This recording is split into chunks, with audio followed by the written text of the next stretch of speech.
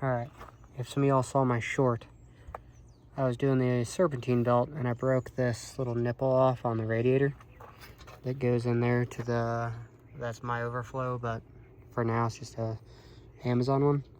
But yeah, so all you gotta do is just take one of these barbs. It's a 1/4 inch barb, 1/4 inch to 1/4 inch hose adapter barb. Then you take, I think this is the one missing right here, 9/32 drill bit.